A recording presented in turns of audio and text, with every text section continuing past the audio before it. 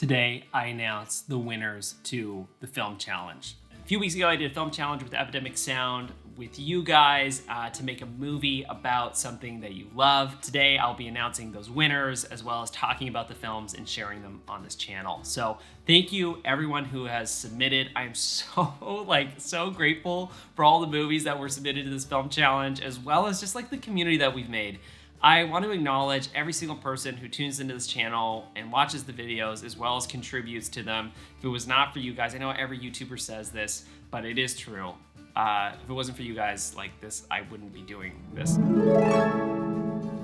Without further ado, let's get into what we've all tuned into this video for, which is the winners of this film challenge and their short films. Starting off with third place is filmmaker EBI. EBI, I'm so sorry if I botched your name. I don't know if that's exactly how you say it. I'm terrible with names. It's a huge insecurity of mine. And now that we all know that, let's hop into this. EBI, you made a movie about the birth of your daughter. It is an incredibly vulnerable movie about the process of going into fatherhood, interviewing your daughter, the process of her birth. What I love so much about this movie is it taps into vulnerability right from the get-go, hooks you in with that emotional hook. Shot a very clean-cut documentary. I thought you captured the essence of this film challenge to a T by talking about something that you love as well as sharing that vulnerability, which I know being on camera and talking about this sort of stuff can be a bit of like a vulnerability barrier. Okay, here's your baby. It's a girl. My name is Kalani Agbe. I am 5 years old. I was born on December the 29th, 2015. I only remember crying. What I remember most about the day Kalani was born was the fact that I didn't believe that her mom was in labor. As far as any sort of reviews and critiques of the film, I will send you a bit of an email with some of my feedback on that. But I'd say overall, when it comes to making a movie, one of the major things that I think gets overlooked, especially on an indie level, is technical errors. And what can end up happening as an audience member is when a technical error can happen, you kind of get taken out. And this happens on narrative films as well as documentary and all across the board, even to YouTube. And whether it's an error or sometimes a stylistic choice, those things can take you out. And when they take you out, you remember you're watching a movie, which is kind of silly because when you watch a documentary, you're like, I know it's a movie. But it's like reading a book, right? When you're reading a book and then you stop reading the book and you're like, I'm just looking at words. Sometimes documentaries can do that if there is a technical error or something isn't done to a T. And that happened a few times in your documentary with, let's say, the interview with your daughter where it's sort of fading through her interview. I know she probably wasn't the best on camera, so you had to sort of figure out a way to cut it together, which I think that was probably the best thing you can do. Sometimes throwing B-roll over top or cutting in as close-ups and out as wides can make it feel a little bit better. Again, I'll send you some more feedback at the end, but overall, dude, freaking crushed it. Check out EBI's YouTube channel in the description below. Again, super sorry if I botched your name. Second place of the film challenge. I love this movie so much. It inspired me to go out and shoot some stuff. The movie is about time lapses by this incredible filmmaker, SIMONE. This movie captivated me from the very beginning because it showed these very rich visuals of time lapses, not only with art, doing your artwork, but also with sky time lapses and nature and your connection with that. I thought you illustrated visually and verbally what it means to be a creative, and I was not only captivated but also inspired. And I think it's important as a storyteller to inspire people. And even though painting is not necessarily my forte or even doing time lapses, I was so stoked because you were so raw and real. And I think as a good documentarian, it doesn't matter what you're documenting. To inspire someone about something, a deep down feeling, is one of the best skills to have, and you did that with your movie, hence why it's made it to number 2. Maybe in the beginning it was a way for me to share what some people don't realize unless they're creators themselves, and that is the time behind any creative project and how it evolves and changes over time. Maybe also it was an attempt at controlling time, compress a long sequence and squeeze it into a few seconds time frame. is kind of exhilarating. And the fact that you shot it on your cell phone, I believe, like all those time lapses, you even have a B-roll shot with like really good sound design of you shooting it with your phone, which just shows me and shows to the audience that passion always overrides technical barriers and boundaries. And that was, I think, one of the coolest things to see is like you just go out there with your camera, and to see that raw passion was so cool.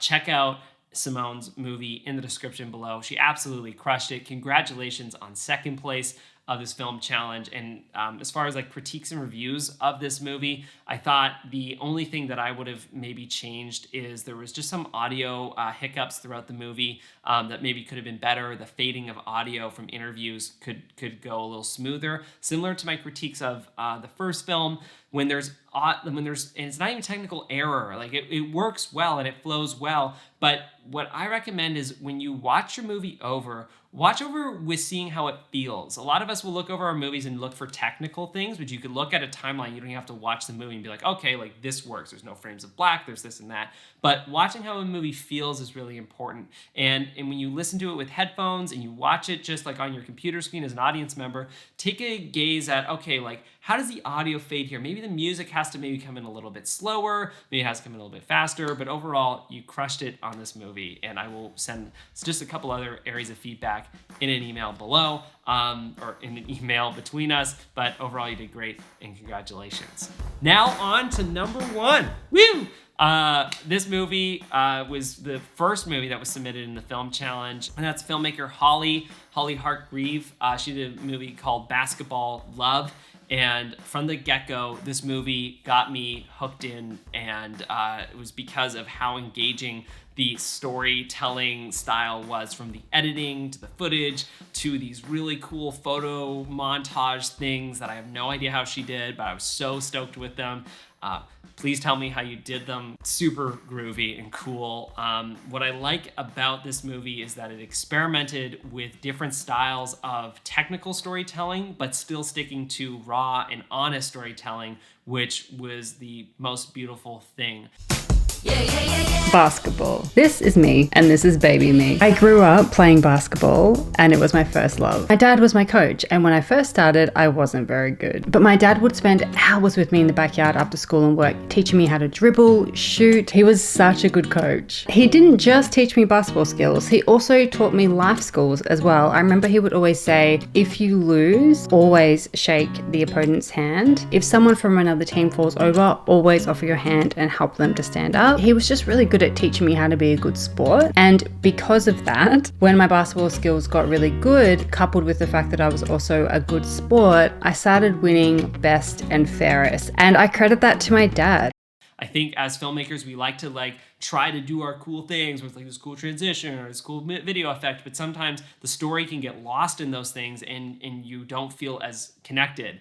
This film actually did the opposite. This film connected me more with its visual storytelling because it understood how to hook an audience member in. And so what Holly did with her film was she hooks the audience in with this very captivating beginning, which is very trendy and poppy. We get to see her connection with basketball, but then how the film ends, sorry to ruin this for anyone, is you have this emotional hook at the very ending with your father and talking about that. And so it really has this full arc, beginning, middle, and end. And overall, I thought you did a great job, not only captivating the audience from the beginning, but getting us in the feels at the end. I'd say with the second and third place films, one of the areas that it could have been a little bit better is to have a good ending. I think we focus so much on the beginnings of movies and how I'm blown out now. I'm sorry, guys.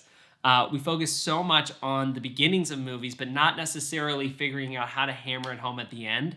And having a good ending is arguably more important than having a good beginning. And Holly did a great job with the ending of her film because you have that emotional hook. Thank you so much for creating such an awesome piece about basketball, but truly it's about your connection with your dad. So thank you. Overall, guys, you did such an amazing job. These movies are way better than I expected. I know you're incredible filmmakers out there, but the way they were done in such a short period of time with the constraints of the challenge, I know doing film challenges are not the easiest thing in the world, and sometimes they feel a little bit confined, but I find actually having a box to work in can be where real creativity can thrive, and I've seen 3 incredible filmmakers thrive within this, as well as everyone else who submitted. I'm so grateful for you guys out there who are just engaging with this channel and doing this, and I'm so happy now that for those who did submit to this challenge, have movies about things that they're deeply passionate about, and they have this for the rest of their life. I think we can get really lost in making movies for gratification from others, to win that award, to win that Oscar, to make our way to the top of some sort of summit. But at the end of the day, those are movies for other people, not necessarily for ourselves. And sometimes just having a catalog of something that we love or something that's close to us is more important than having an award or some sort of medal on the wall. I'm so glad that you guys have participated, engaged, and now you have these true medals, as well as the winning Epidemic Sounds music. Epidemic Sound has graciously provided top 3 prizes for this challenge, and which is very useful as a filmmaker and as a storyteller. They have a large catalog of music and sound effects, and you guys are gonna absolutely love what's available. I used all their music for my movie TYSON, and if you guys have not seen that, I'll link it in the description below. Overall, guys, thank you for rocking it. Thank you for being such awesome filmmakers, and thank you for submitting. I don't know, I've never done finger guns before, but we're finger gunning it, and that's it. You're awesome.